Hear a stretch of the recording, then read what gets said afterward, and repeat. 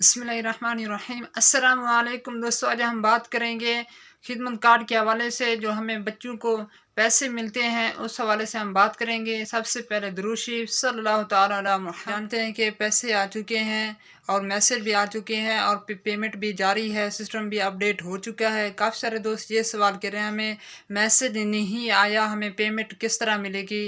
जी दोस्तों, आपको मैसेज क्यों नहीं है, क्या वजह है, इस हवाले से हम बात करेंगे।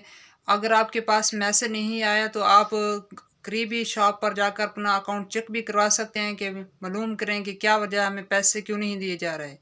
दूसरी ये बात हो सकती है कि आपकी हाज़िरी नहीं होगी, तकरीबन 70% अगर ज़्यादा है तो आप पैसे वसूल कर सकेंगे 80%, और 70% से कम हाज़िरी हुई तो आपको ये पेमेंट नहीं दी जाती, क्योंकि हर 3 महीने के बाद आपकी हाज़िरी ली जाती है।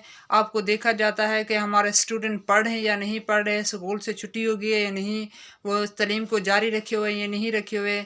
इस हवाले से वो पहले कन्फर्म करते हैं। जिनका हाज़िरी 80% 70% से ज़्यादा होती है उन्हें ये पेमेंट दी जाती है। दूसरा ये मसला कह जाते हैं कि हमारे पास सिम थी, हमें सिम नहीं मिली या सिम गुम हो गई, हमें क्या करें। सिम अगर आपकी गुम हो गई है तो दोबारा फ्रेंचाइज पर जाकर अपनी सिम हासिल करें। अगर आपके शहर में नहीं आती, कोई दूसरे डिवीज़न में चले जाएं और ज़िले में चले जाएं जहां दफ्तर बड़ा हो, वहां से आप सिम वसूल कर सकते हैं।